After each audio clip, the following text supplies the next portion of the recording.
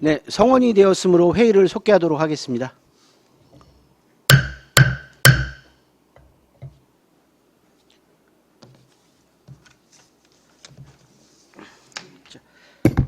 다음은 보건소에 대한 증인신문이 있겠습니다.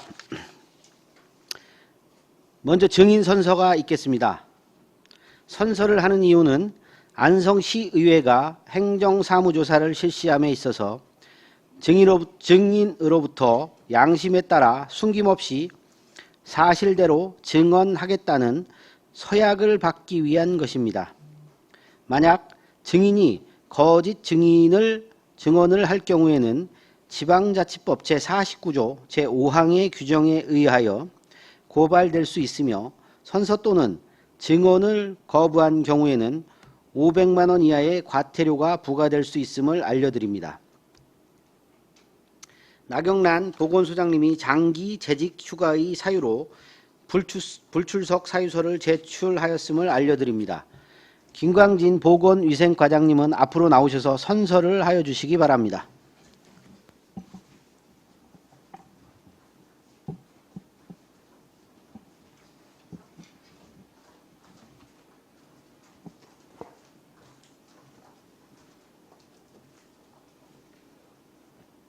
선서. 본인은 안성시의회가 지방자치법 제49조 및 안성시의회 행정사무감사 및 조사에 관한 조례 제12조 규정에 의하여 소관 업무에 대한 행정사무조사를 실시함에 있어 성실하게 조사를 받을 것이며 증인으로서 증언을 함에 있어서는 양심에 따라 숨김과 보탬이 없이 사실 그대로 말하고 만일 진술이나 서면 답변에 거짓이 있으면 의중의 벌을 받기로 맹세합니다. 2023년 9월 7일 보건위생과장 김광진. 감염병 교육팀장 임유라. 안성시 정신건강복지센터 보살치사예방센터 팀장 김용주. 안성시 정신건강복지센터 만성정신질환팀장 김수지.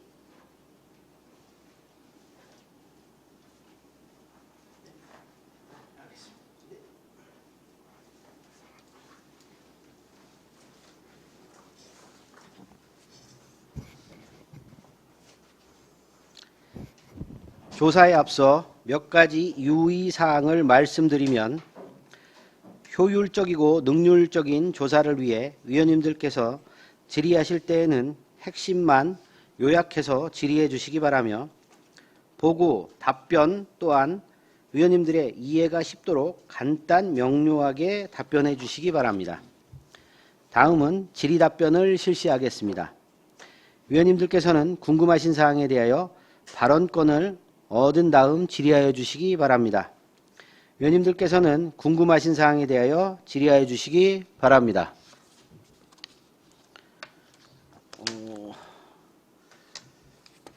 그러면 일단은 제가 좀 먼저 관련된 얘기를 좀 듣도록 하겠습니다. 우리 장애인 시설 원인 불명 감염병 역학조사 관련돼서 경과 보고를 좀 해주실 수 있으시겠어요? 예, 팀장님이 해주시죠. 예.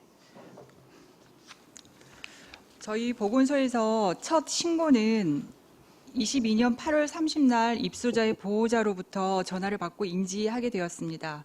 바로 저희 감염병 대응팀에서 2명이 현장 방문해서 관리자 면담을 통해서 시설 내 활동이라든지 현황을 파악하고 최근에 그 다비타의 집 입소자분들이 여러 의원의 진료를 받았던 사실을 확인하고 그 시설과 함께 안성농민의원, 안성성모병원 등을 방문을 해서 의무 기록을 확인을 하였습니다. 그 당시 방문할 때 경기도의 감염병 관리 지원단과 그리고 질병관리청의 의료 관련 감염팀과 함께 방문하여 확인을 한 결과 그 환경검체도 보안위원회에 맡겨서 결과를 확인을 했는데 점검 결과는 다비타의 집이나 안성농민의원 등 환경검체에서 환자와 동일한 균주를 발견할 수가 없어서 어떤 공통 노출력으로 파악을 하기가 힘들었습니다. 그래서 이거는 명확하게 원인이 파악되지 않는 상태로 사건이 이 조사가 종결이 되었고 그 당시에 시설에 조치사항으로는 감염관리 교육을 실시를 하고 그다음 추가 의심 사례가 발생을 하면 즉각 신고하도록 시설 관계자 교육을 실시를 하였습니다. 그리고 나서 2023년 2월 22일에 이번에는 시설 건강관리자로부터 전화를 받았고 괴사성 근막염이 다시 재발하였다라는 연락을 받았습니다. 그래서 이 사실을 경기도의 감염병 관리 지원단과 상황을 공유를 하고 역학조사 지원 요청을 해서 2월 24일 날 같이 현장 방문을 할 당시에 보건소에서도 그 환경 검체를 위해서 재환경 검체를 위해서 시설을 방문을 하면서 장애인 복지팀에 연락을 해서 같이 현장 방문을 하게 되었습니다. 그때에도 환경 검체를 실시를 했는데 어떤 원인을 찾기는 그 당시에도 힘들었습니다. 이게 이 괴사성 근막염이 역학적 연관성이 있는 전염성 질환이라는 그런 결과는 도출이 되지 않는 상황이었습니다. 그래서 이 상황에 대해서 경기도에 있는 역학조사관과 여러 차례 의논을 하였고 같이 만나서 회의도 실시를 하는 과정 중에 보호자분들이 역학조사나 원인규명이 부진함에 대한 강력한 민원 제기를 해서 저희가 이 부분에 대해서 어떻게 해야 될지 계속 회의를 진행하는 과정 중에 추가로 또 보호자분들이 시설에 가서 여러 가지 환경에 대해 문제가 없는지 살펴보시면서 세탁기의 거름망이 되게 지저분하다. 이거를 추가로 검체를 해달라라는 그런 요구사항이 있었어요. 그래서 저희가 보안연에 보호자분들이 이런 추가 검체를 환경 검체를 요구하기 때문에 검사를 추가로 해달라라고 했을 때 보안연 쪽에서는 세탁망 같은 경우에는 직접 접촉이 아니고 또 그 세탁으로 인해서 균이 사멸되기 때문에 크게 의미는 없다. 그리고 법정 감염병이 아니기 때문에 검사를 할 수 없다라는 답변을 받았습니다. 그래서 이런 과정 중에 보호자분, 그러니까 누구인지 실명은 밝히시지 않고 보호자라고 해서 전화를 주셨고 저희 쪽에서는 이러한 과정에 대해서 설명을 드렸습니다. 하지만 이렇게 심각한 상황으로 치닫고 있었기 때문에 보호자의 어떤 의심적인 부분을 해결하지 않을 수 없어서 다시 저희가 그 도에다 이 보호자분들이 민원 제기가 강력하고 이 부분에 대해서 다시 한번 검사를 했으면 좋겠다라고 요구를 했고 수도권 질병센터에서 질병청에 요구를 했고 질병청에서는 보안연의 협조를 얻어서 추가 또 균 배양 검사가 들어갔습니다. 근데 이때도 마찬가지로 어떤 이 질환이 역학적으로 전염성 질환이다라는 결론을 도출하기에는 여러 가지 상황이 균 일치가 되지 않았기 때문에 정확한 원인을 파악할 수 없는 상황이었습니다. 그리고 이 사실에 대해서는 그 사회복지팀과 공유를 하였고 우리 보건소에서 해드릴 수 있는 부분에 대해서는 시설의 소독이라든가 여러 가지 살균 소독제를 살포하는 그 소독을 실시를 하였고 그리고 또 수도권 질병대응센터의 역학조사관과 의논을 해서 아무래도 이거는 전문가 자문을 한번 받아보자라고 해서 한림대 한강성심의 이재갑 교수님한테 자문을 의뢰해서 그 결과를 저희가 23년 6월 27일에 자문 답변을 받게 되었습니다. 그 그러니까 자문을 의뢰하고 그러니까 기다리는 과정 중에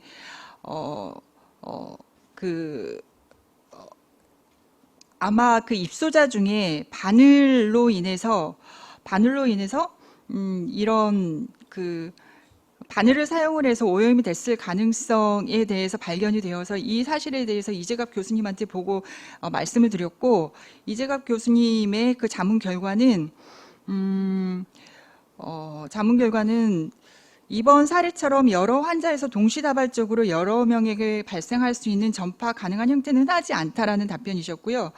아마도 조사 과정에서 알게 된 어떤 자상에 의한 발생이라고 한다면 여러 명에서 동시다발적으로 발생할 수 있다라는 답변을 주셨고 이 결과에 대해서는 기관에 알려드렸습니다. 네, 이상입니다.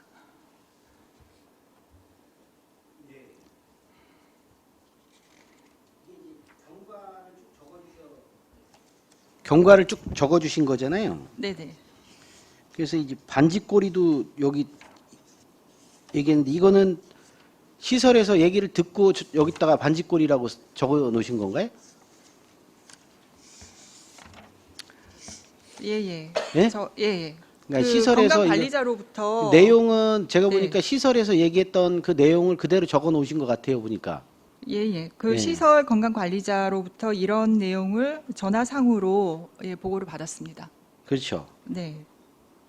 그래서 쭉 관련된 내용은 하신 거고 이게 그러니까 이제 시설하고 또 얘기가 돼서 이제 관련된 내용은 저 보건소하고 같이 이제 협의해서 이제 우리 경과 보고를 좀 내신 것 같은데요. 예, 알겠습니다. 예. 그러니까 우리 의원님들 질문하실 거 있으면 질문하시죠. 네, 정토근 의원님. 네. 혹시 그 코로나 발생으로 인해서 그 코로나 발생 이미 코로나가 걸렸거나 아니면 아직 걸리지 않은 사람 포함입니다. 자, 걸려서 치료가 완치됐거나 아직은 전혀 걸리지 않았습니다. 그런데 이 관련돼서 혹시 건강보조식품을 먹으면 면역력이 높아지거나 치료에 도움이 된다는 그런 무슨 조사 나온 게 혹시 있습니까? 그런 연구 결과는 없습니다. 예. 되게 네. 그렇죠. 네. 예, 알겠습니다. 네.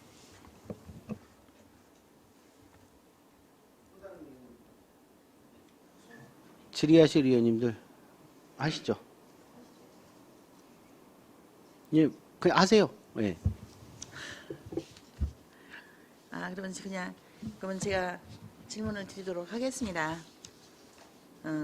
의료기관 및 의료인의 불법 진료 행위에 대해 어떤 법률에 어떤 처분이 가능한지 말씀해 주시기 바랍니다.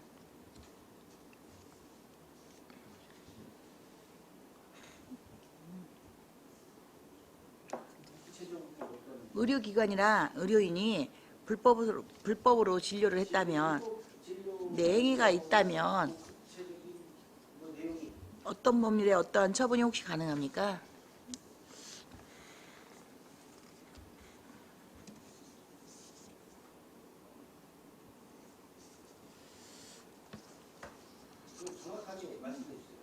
저 뭐지? 불법 진료를 어떤 거 얘기하시는 거죠? 예. 아마 우울증약 처방 뭐 네. 이런 그거 현재 관련된 거 처방을 말씀하시는 것 건가요? 같은데 예. 그 관련해서는 답변이 어려우십니다.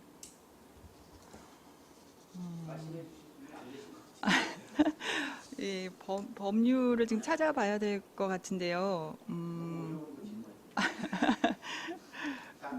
네.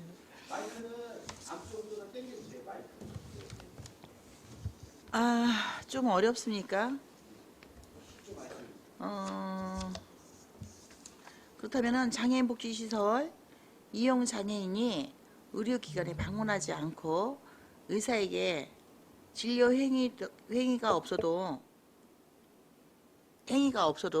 장애인복지시설 직원인 간호사의 요청으로 진료와 투약 처방이 가능합니까?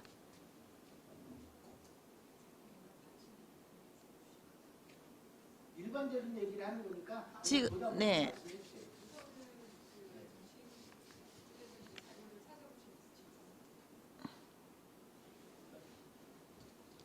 과장님이 답변하세요. 일반적인 얘기니까.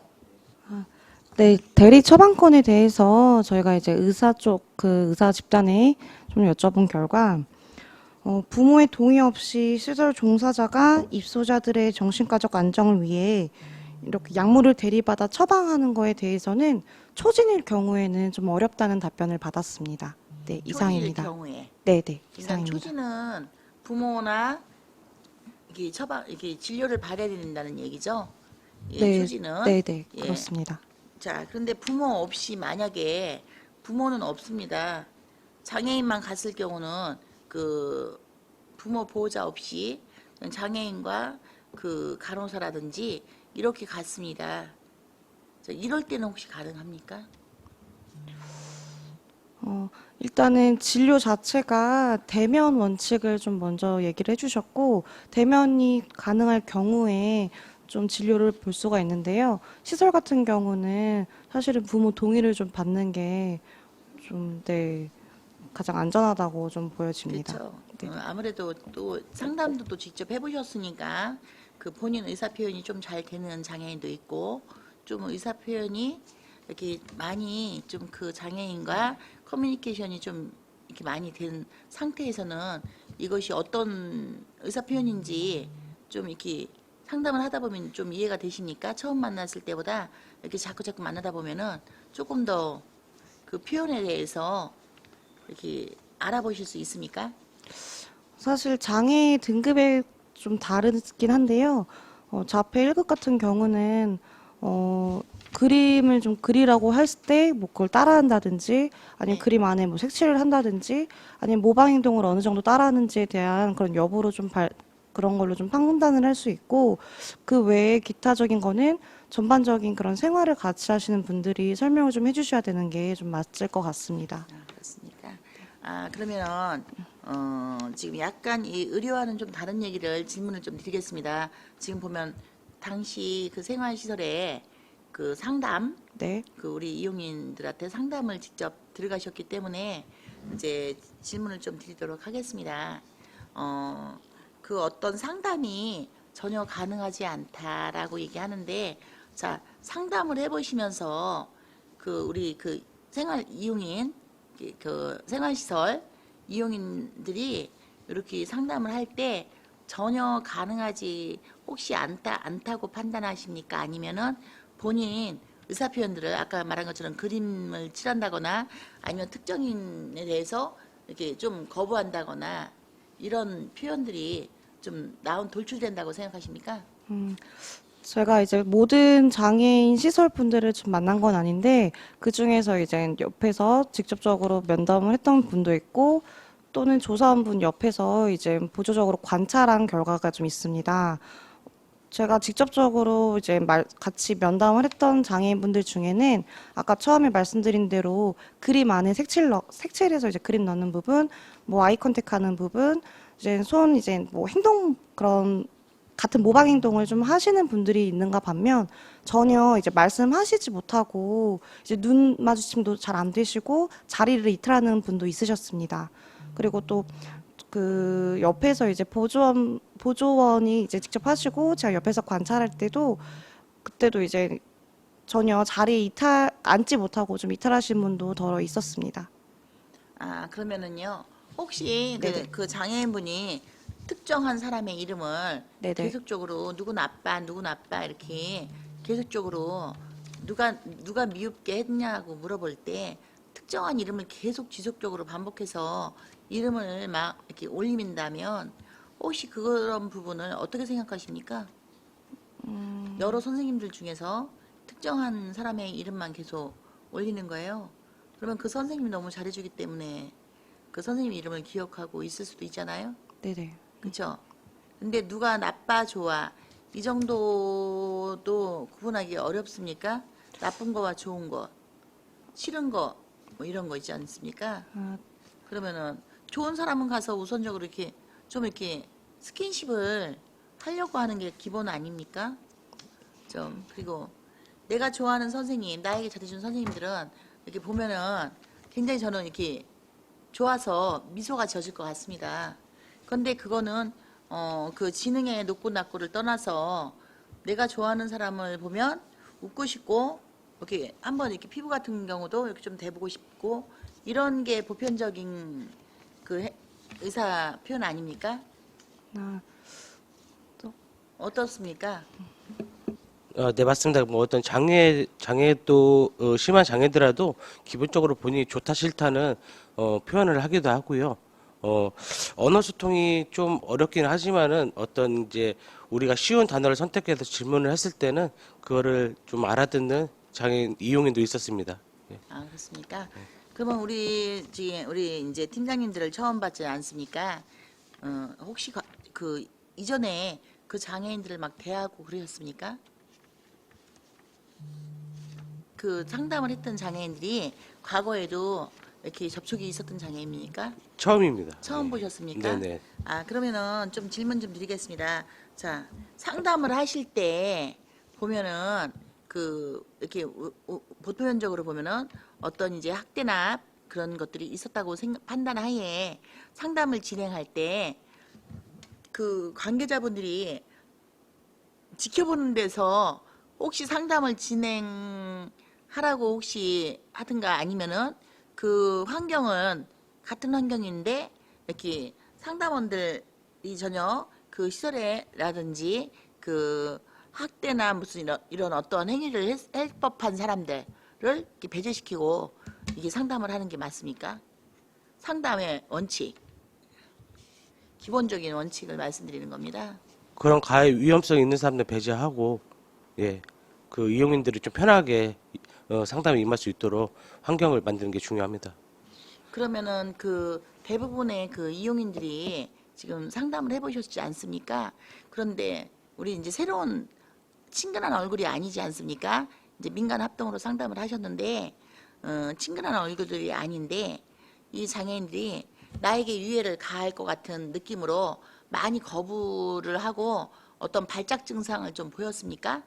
아니면은 그 반대로 그냥 나에게 뭔가 물어보고 이제 이렇게 하는 거 이제 일부는 전체는 아니겠지만 이렇게 이해하고 대답하는 장애인과 아니면은 이제 그 새로운 얼굴이니까 싫어하고 도망만 가려고 그런 경우가 더 많았습니까? 어떻습니까? 막 그 위험성이 막 이렇게 뭐 벼랑 안에 발작을 해서 그런 그런 모습을 혹시 보셨습니까? 상담 도중에? 저의 경우 같은 경우는 저는 제가 이제 덩치가 크고 하니까 좀 제가 스스로 놀라실까 봐 걱정했는데 오히려 그런 반응은 없었습니다. 아, 저희가 그렇습니까? 먼저 처음에 가서 이제 사회복지사라고 신분을 먼저 밝히고 이제 말씀을 드리고 저희가 그 준비했던 보건복지부 매뉴얼 질문 사항으로 이제 질문을 진행했고요. 뭐 적대감을 표현하시는 분은 없었던 것 같고 이제 아무래도 어색하니까 자리에서 이제 이석해서 좀 배회하시는 분들은 있었습니다. 네. 원래 이렇게 좀 산만하다고 하죠. 우리 상담이 5분에 끝나지는 않지 않습니까? 그 매뉴얼대로 보건복지부 그 표준 매뉴얼 그 이용인들에 대한 표준 매뉴얼로 지금 진행을 하셨는데 거기에서 폭력성은 못 느끼셨다는 거죠? 피하려고 한다는 그런 폭력성. 네, 이용인들이 저희에게 뭐 위험성을 폭력적인 모습 보이거나 그러지는 않았습니다. 이렇게 괴성을 지른다거나 이렇게 네네. 선생님들하고 상담해야 되니까 낯선 사람이 있기 때문에 너무 무섭다. 막 그런 어떤 거 못 느끼셨다는 거죠? 네네. 그런 분은 못 그러면 느꼈습니다. 혹시 그 이용인들 중에서 상담을 받은 몇몇 상담인들 중에서 나에게 어떤 일이 있는지 잘 알아서 도와주려고 한다는 거를 혹시 그 인지하고 있는 그 이용인도 있었을까요? 좀 내게 어떤 일이 있었다.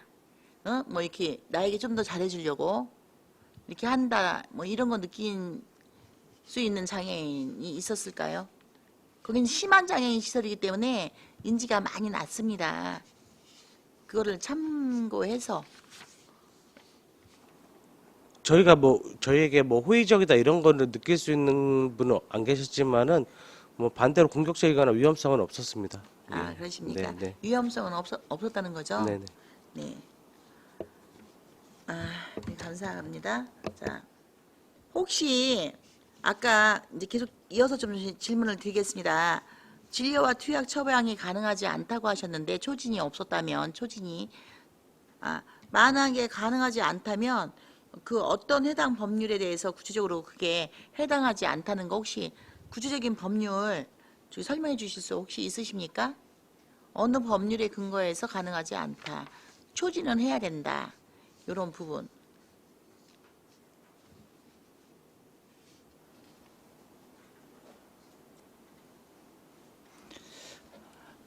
그 법률에 대해서는 저희들이 찾아가지고 부장님께 별도로 보고를 바로 드리도록 하겠습니다. 네, 알겠습니다. 혹시 그러면 다음 질문 좀 드리겠습니다. 그렇다면 이러한 사실 여부를 확인하기 위해서 보호자들은 이제 어떤 의료기관에 어떤 자료를 요청해야 할까요? 초진이 있었는지 없었는지 이런 부분들의 그런 것들을 알고 싶습니다. 그러면 어디다가 이렇게 어느 곳에 이렇게 좀 요청해야 합니까?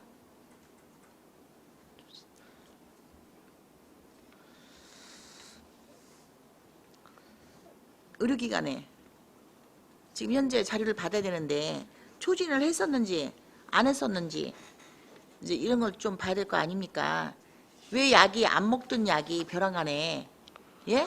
많이 늘었는지 지금 이제 집에서 알약을 그 약을 한 알 먹던 장애인들 한 알도 먹지 않았던 장애인들이 벼랑 안에 많은 양의 약을 복용하고 있었습니다. 근데 그 약 중에서는 매우 그 심리적으로 한마디로 이렇게 기능을 이렇게 좀 저하시키는 그런 장기 복용하면 그런 약들도 좀 다소 포함되어 있던 걸로 좀 확인을 했습니다. 제가 이제 그 양방 쪽 그 원장님들한테 그걸 좀 여쭤봤더니 배뇨가 생기고 무기력해지고 침도 흘리고 그 이제 그 약을 장복했을 때의 그런 증상들을 좀 설명을 해주셨는데 말하자면 그냥 무기력해 보이는 좀 쉽게 우리 일반 분들이 표현하는 그 용어로는 우두머니처럼 맹하게 있을 수 있다. 그래서 침도 흘리게 된다. 그리고 이게 눈 동공이 초점이 없다는 거죠. 초점이 풀려가지고 멍해 있다고 이 약은 장복하면은 안 된다. 건강에 해롭다. 이런 이제 말씀을 좀 주셨습니다. 그래서 자 이런 것들을 자 우리가 어느 정도인지 이런 거 알고 싶습니다. 자 이 보호자는 어떤 의료기관에 이제 그 의료기관에다가 무슨 자료를 요청해야지 초진을 했는지 안 했는지 혹시 알 수 있겠습니까? 제가 보기에는 대리 처방을 받았던 그 병원에 초진 기록이 있는지 확인을 하는 게 먼저일 것 같습니다. 네. 근데 해당 자료를 의료기관에서 요청했습니다. 그 없다고 합니다. 없다고. 그러면 그 다음에는 어떻게 해야 합니까? 처방했다는 근거가 없다는 말씀이시죠, 네, 부의장님? 초진 기록지가 초진 없다라고 기록지가. 합니다. 이럴 때는 없다고 할 때는 어떻게 해야 합니까? 초진을 안 한 거라는 의미인가요? 아니면 초진을 했는데 기록이 없다는 의미인지부터 먼저 확인을 하고 만약에 초진 사실이 없다라고 하면 이게 의료법상에 위배되는 것인지 확인해서 그 다음 단계를 밟아야 될 것 그 같습니다. 보호자분들께서 네. 일반 시민이 의료법을 얼마나 알고 계실까요? 자, 이게 초진을 했다 안 했다, 이거조차도 우리가 진료 기록지인지 약 처방 전인지조차도 사실은 잘 모릅니다. 자, 이랬을 때 그러면은 해당 기관에서 자료를 제공하지 않습니다. 자, 이럴 때 국민건강보험공단 등 다른 곳에도 자료를 요청해서 받을 수 있는 방법이 혹시 있습니까?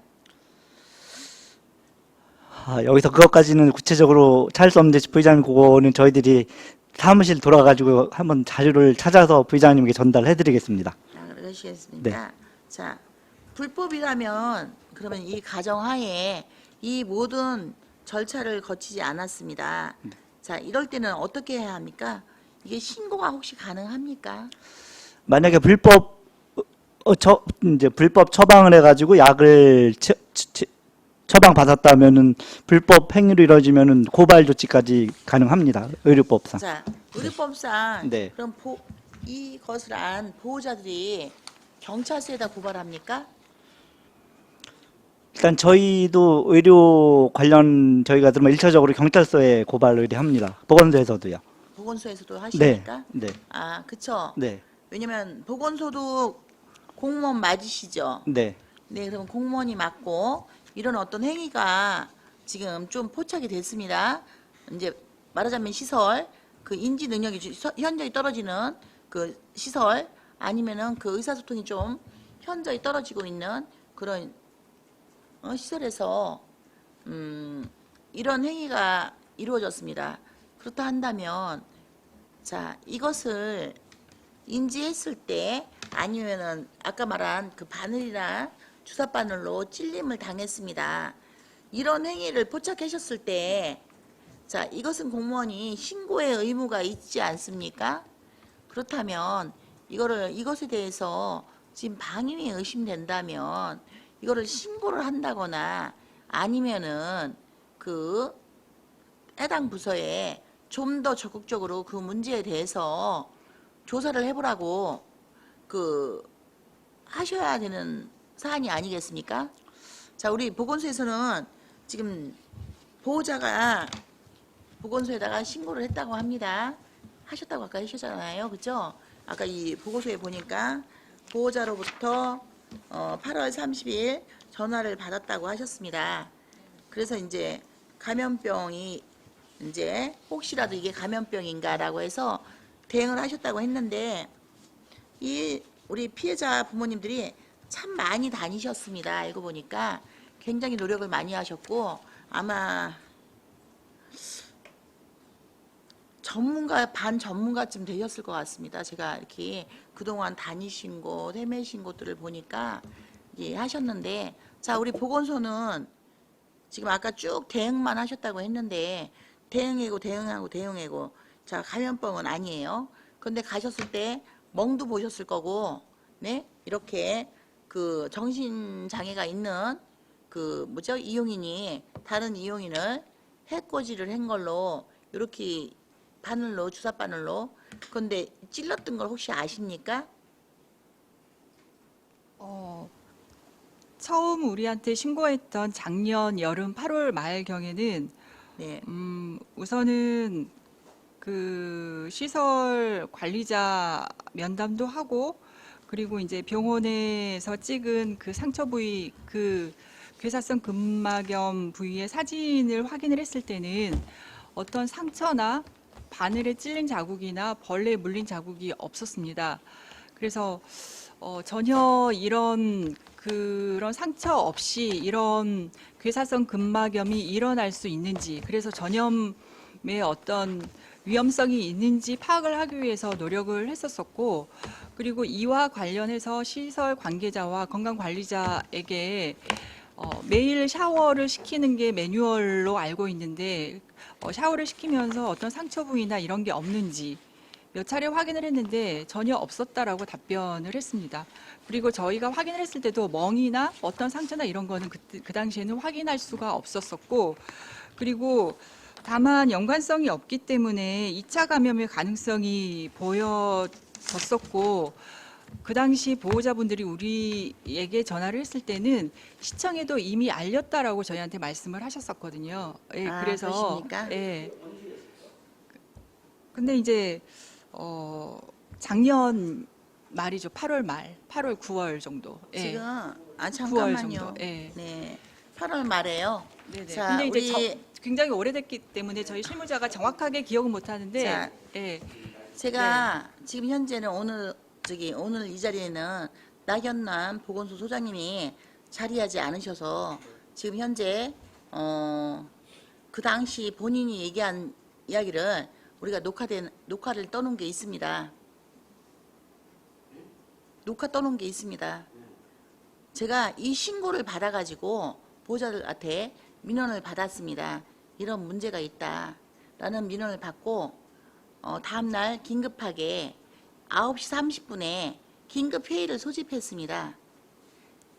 자, 사회복지과 그 관련 부서 국장님하고 사회복지과 과장님, 그리고 보건소 소장님, 그리고 이제 그 상담하시는 정신보건센터 같이 오셨죠? 그때 네, 배석하셨습니다.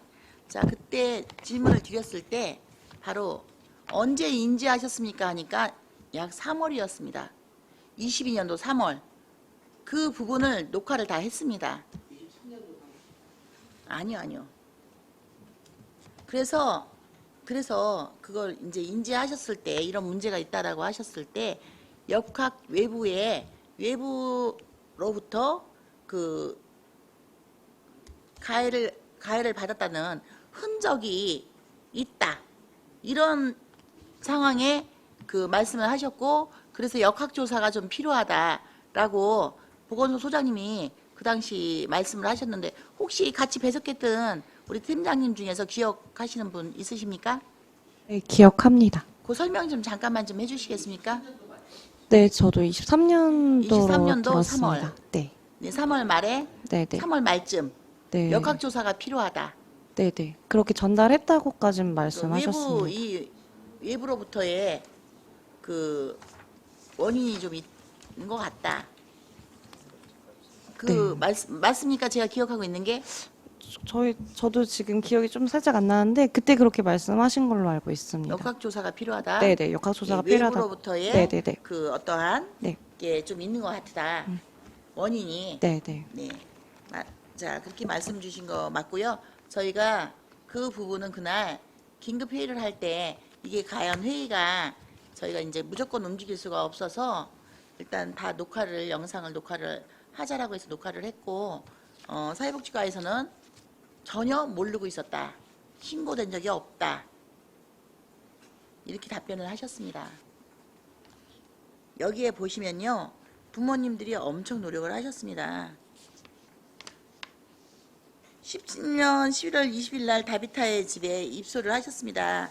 그런데 이렇게 부모님들이 우리 장찬영 보호자 부모님들께서 의료급여 내역서를 받았습니다. 그 이제 해당 그 병원에 진료한 병원에 가서 받았는데요.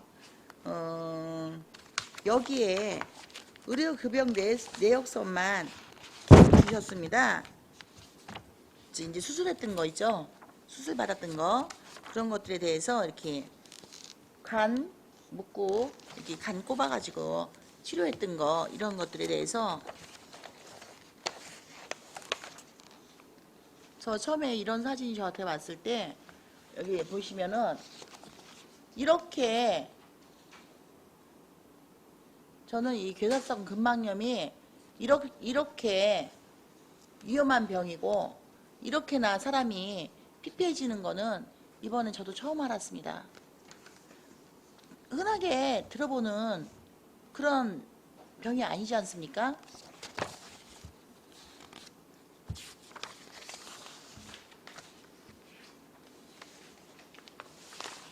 처방전을 받으셨습니다. 처방전도 받으시고 했는데 이 부모님들께서 최초에 가셨을 때는 그냥 아무런 여기 보시면요. 여기 보십시오. 이렇게 상처가 없습니다. 이게 처음 병원에 내원했을 때 이제 진료를 받으러 갔을 때 이렇게 그냥 불뚝 튀어나온 거 피부가 불뚝 튀어나와서 외관 수술 전입니다. 외관상으로는 이렇게 피부가 이제 불뚝 올라온 것만 보였습니다. 그런데 22년 1월에 1차 수술을 받았습니다. 수술을 받았는데 염증이 가득하고 이렇게 이제 피부름을 빼느냐고 이렇게 이제 관도 이렇게 이제 꼽아 놓고 해가지고 이렇게 치료를 받고 있었습니다.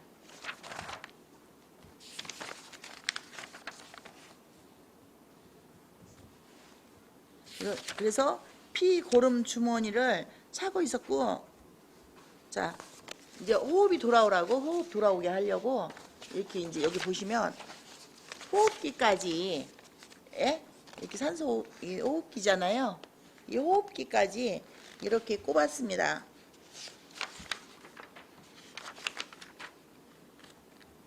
그런데 여기 보시면요. 동국대에서 3번째 수술을 했습니다.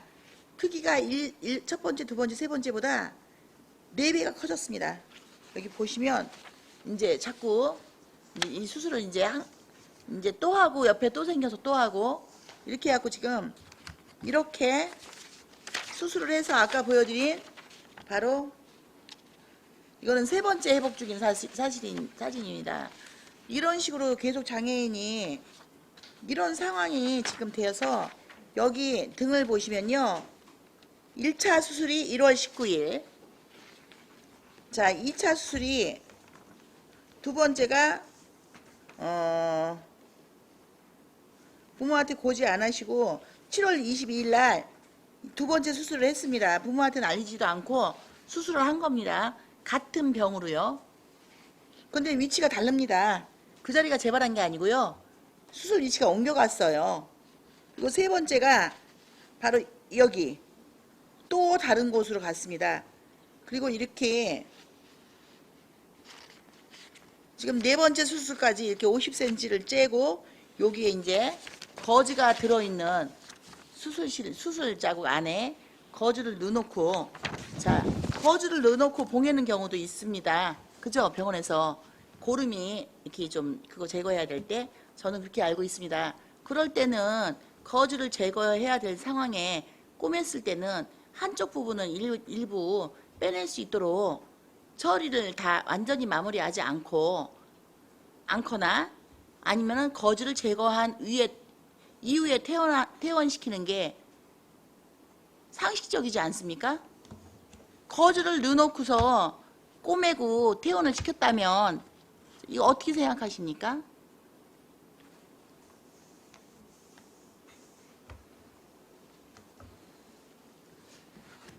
요거는 실수로 보여집니다. 예. 자, 이거가 혹시 거즈를 넣어놓고 다 깨맸습니다. 아무리였습니다. 근데 열이 떨어지지 않고 염증이 계속 막 나고 열이 막, 예? 한마디로 사경을 헤맬 정도로 열이 오르니까 부모님이 병원에를 데리고 가서 바로 그 복귀를 했겠죠. 다시 개복을 해보니까 그 속에서 거즈가 나오는 겁니다. 자, 이런 상황이 지속됐다면 이것이 부모님이 시설에 이미 아이를 맡겼으니까, 예? 시설이 알아서 그 맡겨진 이용인의 생명은 부모님이 아니라 시설장에 아니면 그 시설에 그 간호사나 의사에게 모든 권한이 넘어간 거라고 보여지십니까, 혹시?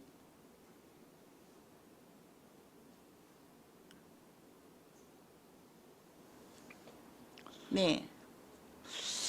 일단 그 시설에 맡길 때는 얼마 정도의 책임은 그 시설장이나 관계자들한테 맡겼다고 보지만은요. 하여튼 그 시설에서도 그 환자가 그런 상황이 발생했을 경우에는 그 보호자에게 알리는 것은 반드시 필요하다고 생각합니다. 그렇게 생각하시죠? 네네. 예, 저도 그렇게 생각합니다.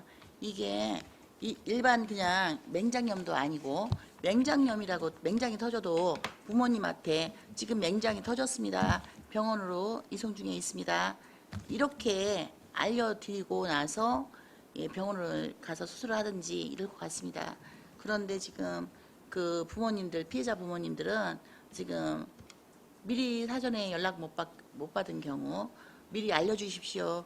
수술을 다 하고서 시설에 데려다 놨는데도 이렇게 해서 알려주십시오라고 얘기를 했습니다. 자, 이런 사태가 벌어지는 바람에 이 일이 괴사성 근만력이 없었다면 일어나지 않고 수술받지 않았고, 그래서 부모님들이 이런 문제에 대해서 항의하고 이렇게 그 자녀를 그 맡겼던 시설에 맡겼던 장애인을 집으로 데려가고 이런 일들이 없었다면 아마 다량 복용하고 있는 그 약에 대해서도 덜 모르셨거나 아니면 그거에 대한 부분을 조금 더 알아보는 부분이 좀 덜했을 거라고 생각이 듭니다. 그런데 이 부모님들이 의료급여 이렇게 한 것들을 처음에 받았습니다. 초진기록지를 달라고, 초진기록지다 그게 있어야지 약 처방이 된다는 거는 사실 우리 일반 시민들은 잘 모릅니다. 근데 나중에 초진기록지가 있어야 된다는 걸 알았답니다. 근데 병원에서는 3월달치부터 줬습니다. 근데 초진기록은 2월에 했답니다. 예, 2월에. 그런데 어떻게 했냐고 하니까 그냥 간호사가 하는 얘기로. 예, 간호사가 하는 얘기로. 근데 이 뇌검사를 과거에 한 게 있었습니다. 이제 우리 장애인들 이제 지금 이제 한 분 걸 얘기하는 게 아닙니다. 양쪽 이제 피해를 입었다는 그 장애인들 분들이 같은 그 곳을 찾아다니고 이제 각자 병원은 다르겠죠. 방법이 같았던 겁니다. 같은 방법으로 지금 계속 헤매고 다니셨는데 지금 기본적인 거는 약물이 과다 복용이 됐냐 이런 문제에 있어서도 과연 누가 책임이 있느냐. 그런데 그 약은 실질적으로 잠재우는 먹으면 30분 안에 잠드는 먹어봤답니다. 딱 30분에 잠이 든답니다. 직접 드셔보신 겁니다. 내 자녀가 무슨 약을 먹고 있는 건지 궁금하니까 그 약을 수면제라고 알려주신 약을 하나 빼라 그래서 그 뺐던 약을 드셔보신 겁니다. 여기 와서 그 피해자 참고인 진술을 하신 내용에도 나와 있습니다. 이렇게 강력한 약을 먹었으니까 이렇게 찔림을 당하거나 혹시 그 약을 먹으면 이렇게 주사 바늘로 찔리거나 아니면 바느질 바늘로 찔렸을 때 너무 깊은 잠에 들어서 이 찔리는 고통을 혹시 모르거나 아니면은 잠이 들었으니까 찔리면 원래 조금만 찔려도 아야 하고 소리 지르지 않습니까? 팔딱팔딱 뛰고 그럴 텐데 이게 시설에 생활시설이니까 그 우리 생활교사 분들이 계속 같이 상주해 있지 않습니까? 그런데 주사바늘에 찔리고 또 때로는 여기 깨물리고 예? 이런 거 아니면은 그 주사바늘 아니고 그 바느질 바늘이라고 했죠? 반지꼬리에서 나온 그거에 찔렸는데도 소리를 안 지르고 그것도 한 명도 아니고 여러 명이 이게 과연 아픔을 느끼지 모르는 왜 이 피부신경이 다 죽어서 고통을 몰라서 찔러도 아무 소리를 안 낸 건지 아니면은 그 약을 먹고 잠들어 있어서 어버가도 모르게 자고 있기 때문에 찔러도 몰라서 소리를 안 지른 건지 좀 묻고 싶습니다. 어떤 경우일 것 같습니까? 너무 궁금합니다. 혹시 수면제 먹으면 이렇게 막 찔러도 이렇게 잘 모를까요?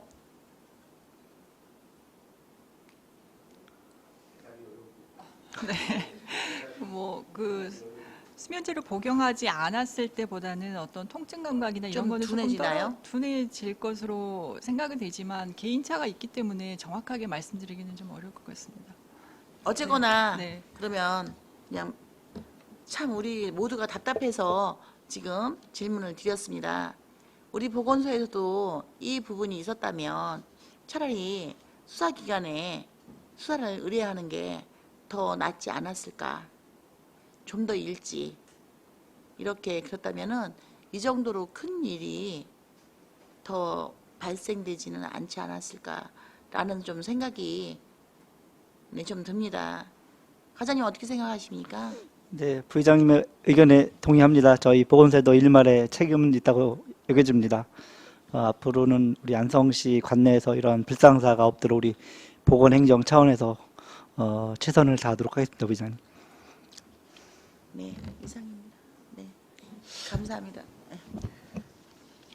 뭐 사실관계는 뭐 어차피 지금 많이 경과보고한 거 외에 우리 그 보호자분들이 했던 내용하고 우리 사회복지과나 우리에서 인지한 시점이나 신고받은 시점이나 아니면 상이하게 좀 차이가 많이 나오고 있습니다. 지금 보면.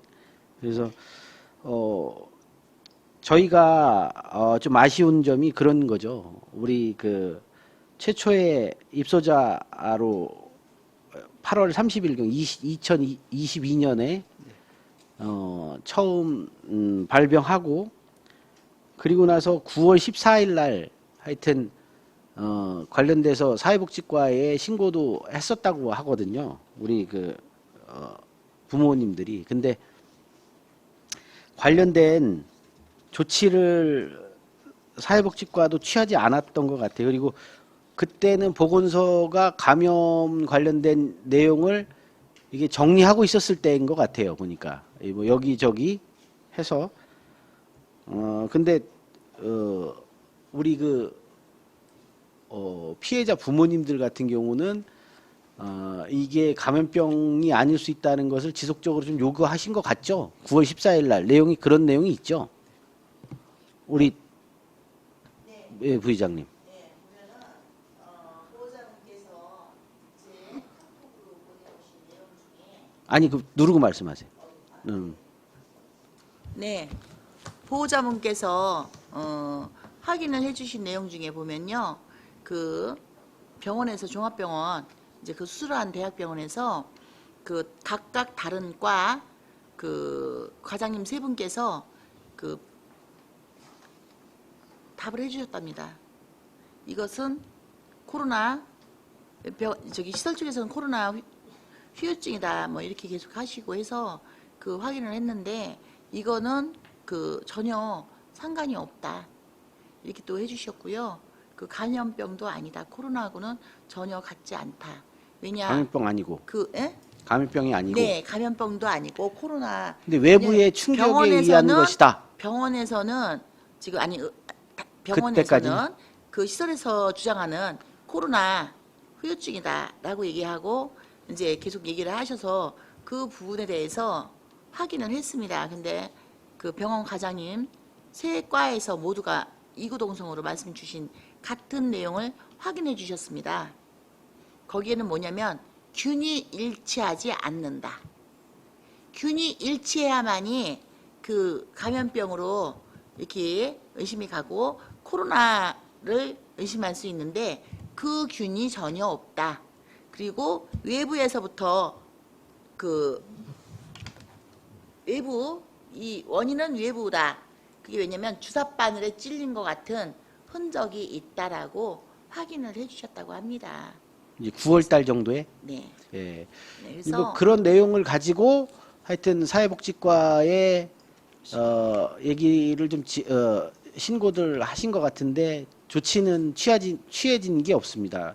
그리고 23년도 2월 달에 재발을 한 거죠. 재발을 해서 보건소에 다시 보니까 이게 상황이 발생을 한 것 같습니다. 이게 좀 내용을 보면.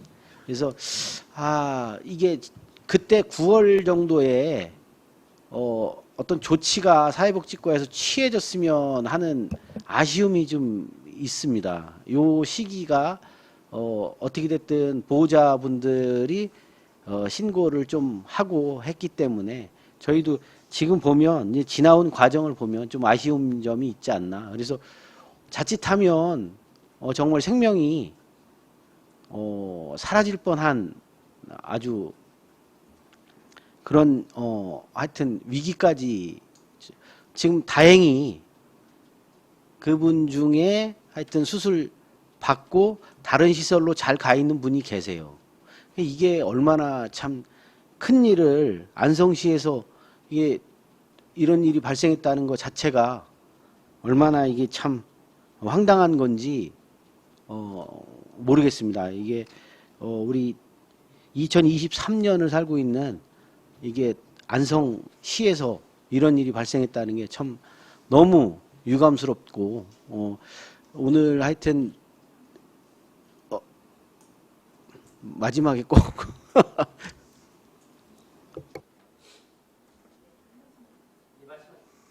네, 한 가지만 좀 질문드리겠습니다.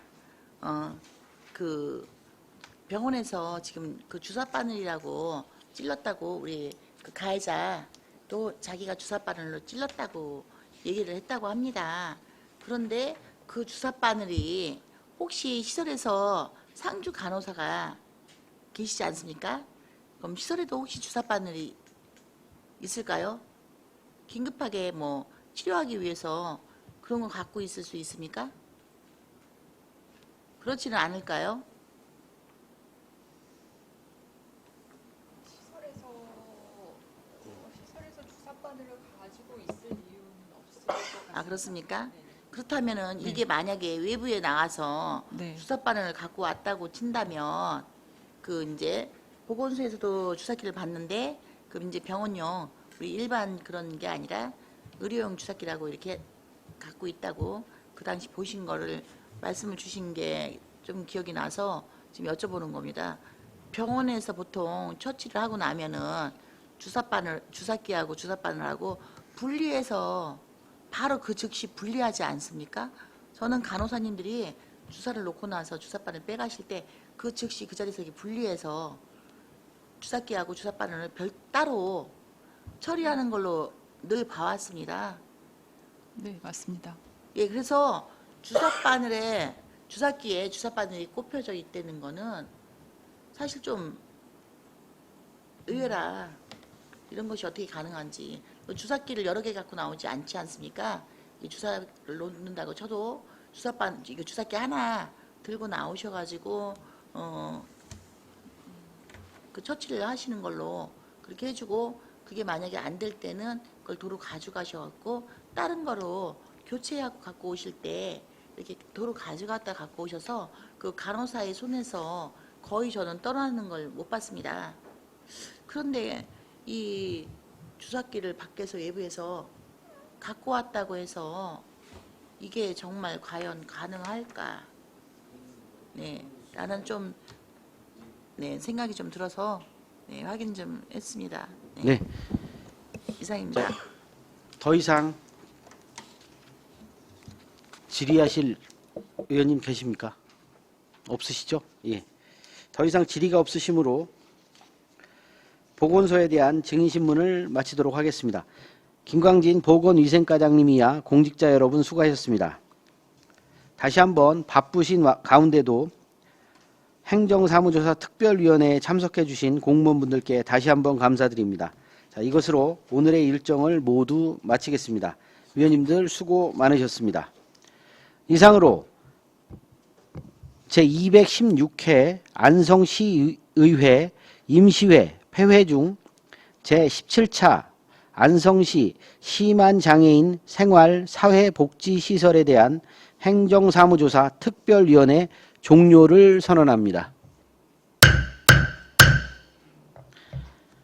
감사합니다. 네, 고생하셨습니다.